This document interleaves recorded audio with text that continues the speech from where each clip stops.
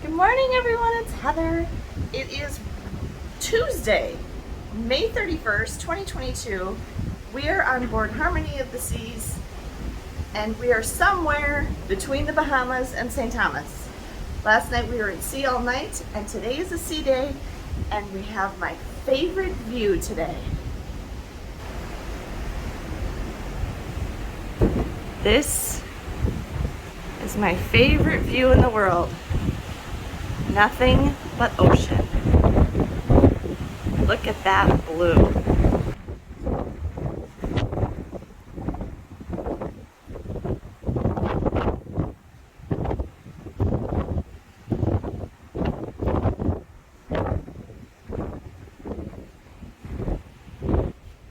We've been going at a pretty good clip like the whole time. The ship has been going quite fast, at least it feels fast to us.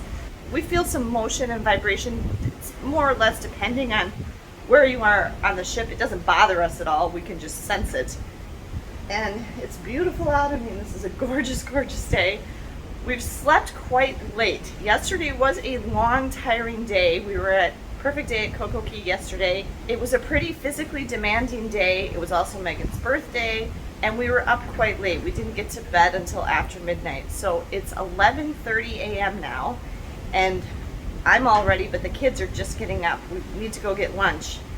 So this will be our first time going to Windjammer to the buffet. We haven't done that yet. The first day we got on after lunch was already over, and yesterday we were at the island and we ate on the island. So I'm not exactly sure what we're going to be doing for most of today. We have a few things circled on the cruise compass in mind that we want to try to do. We did miss something already this morning. The kids had been interested in going to this flow rider safety instructional thing, but that was at 10 o'clock this morning, so that's already passed. So not exactly sure what we're doing today, but it's just a nice relaxing day at sea. Tonight is formal night, so we will be dressing in, Megan and I both have new evening gowns, and Ben has a new suit, and we'll hopefully get some nice pictures from that. We really like the Central Park, and it gets quite windy down in there sometimes. Yeah.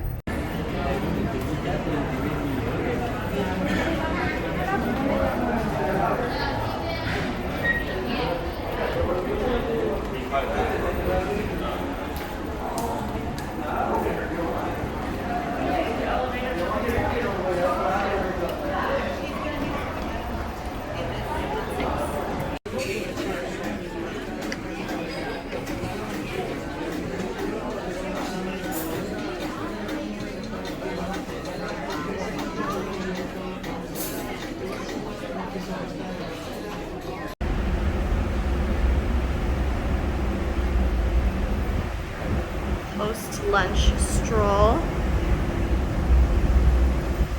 the promenade deck.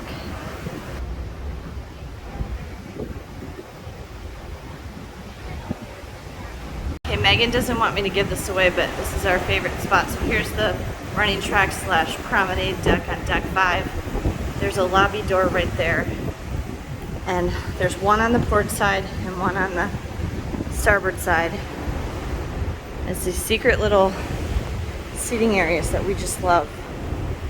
But don't tell anybody.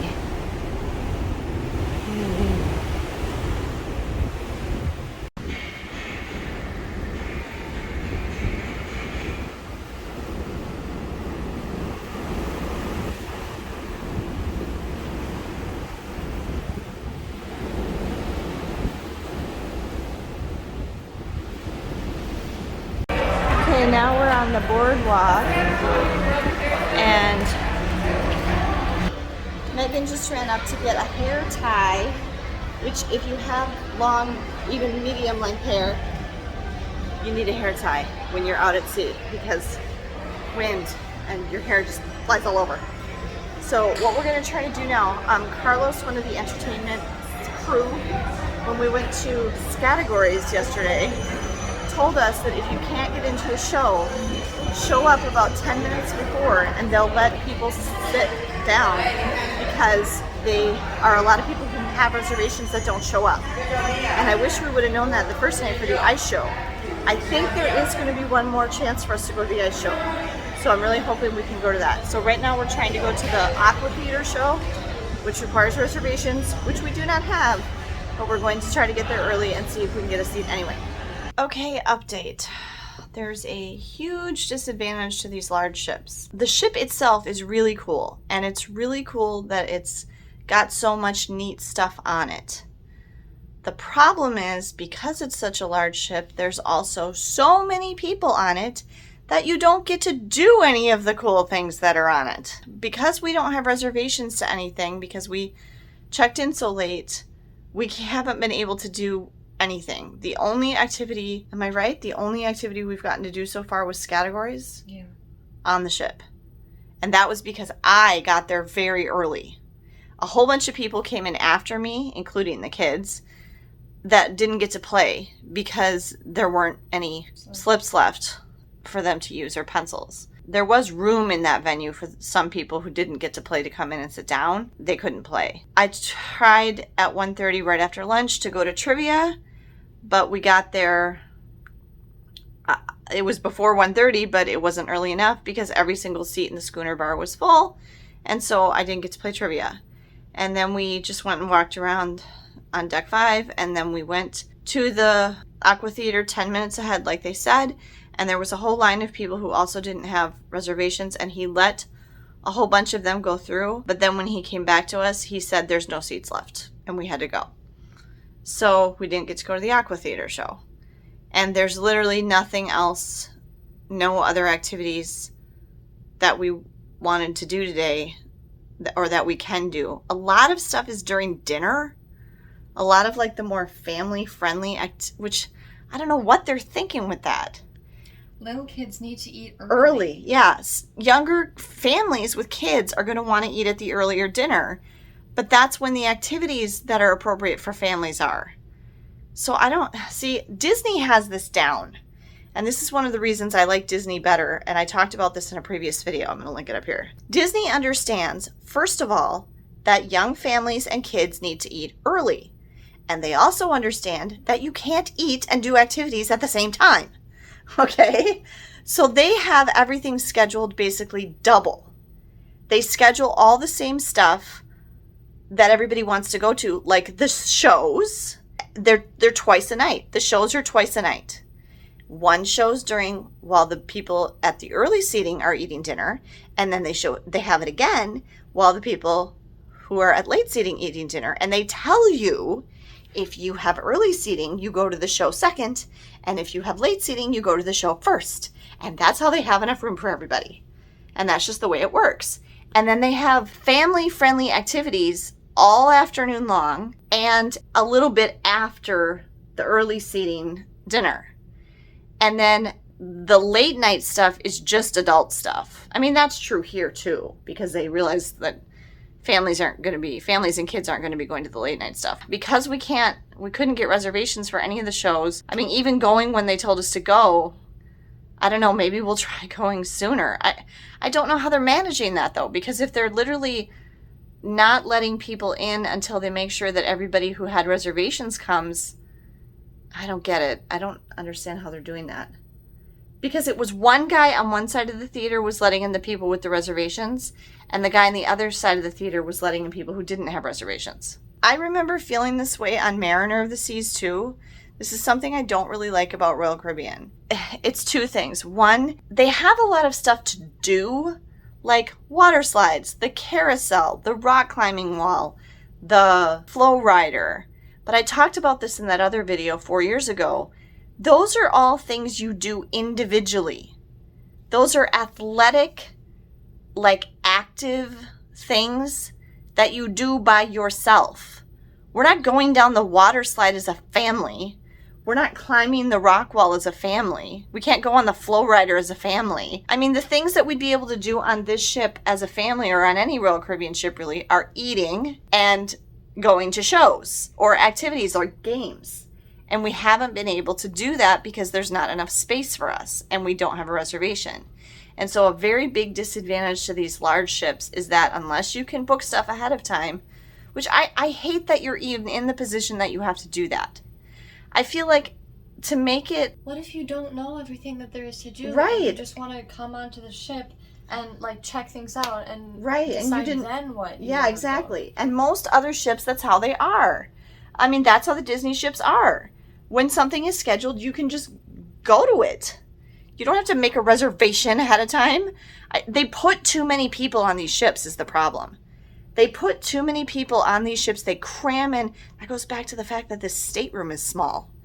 Disney stateroom that sleeps this 4 people would be twice the size of this thing. They are cramming so many people on the ships because it's all about the money. Okay? No offense to the Royal Caribbean crew. You guys are fantastic. It's the company. They want to maximize their profits. And so they're fitting as many people as humanly possible on this ship. But the problem is the activities and the venues do not have the capacity to accommodate that many people. So it's not fair. Some people, like us, don't get to do anything. We don't get to go to any of the activities. We don't get to go to any of the shows because they don't have enough room for us. So it's a very disappointing and frustrating aspect of the way Royal Caribbean does things, at least on the larger ships. I would be curious to try a smaller ship, like Brilliance or Radiance or Vision or something like that, to see. Now, obviously because it's a smaller, older ship, they're not going to have as much stuff to do. But I almost wonder if they might have more activities, like trivia and games and things like that, because they need to have other things to keep people entertained. And there's obviously way fewer people on those ships, so capacity shouldn't really be an issue. I would expect if they have theater shows that everybody's going to be able to go. If you've been on a smaller, older Royal Caribbean ship, will you let me know about that in the comments? I'm just kind of curious.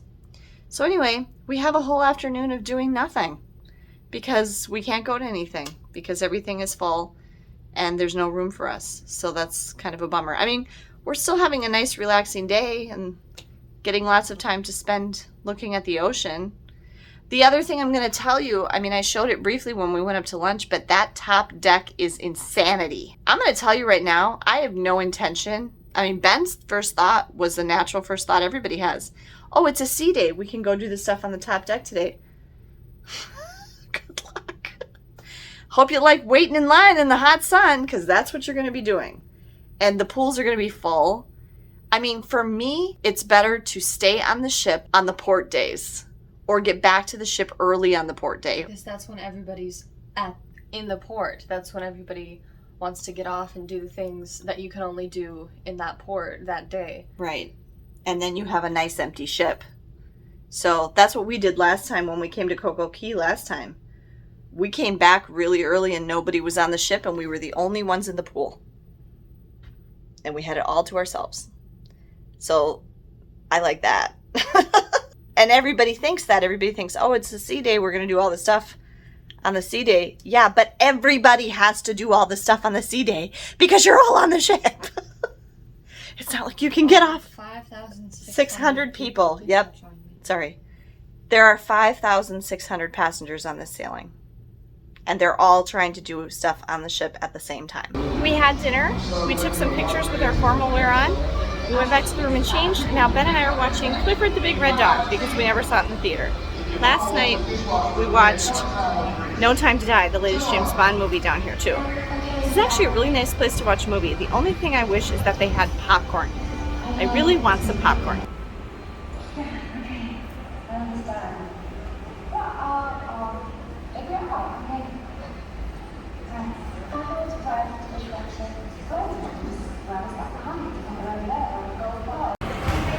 After Clifford, we went and had a little snack in the Windjammer, which is very chill at night, and so are the top decks. And now the kids decided they're gonna play ping pong.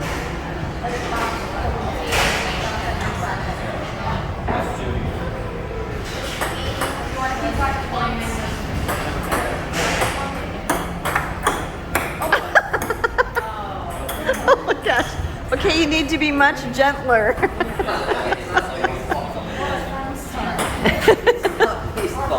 Yeah. Hit it very gently. Nope, more gently. There you go, sorta. Sorry. Oh no. It like That's more like it.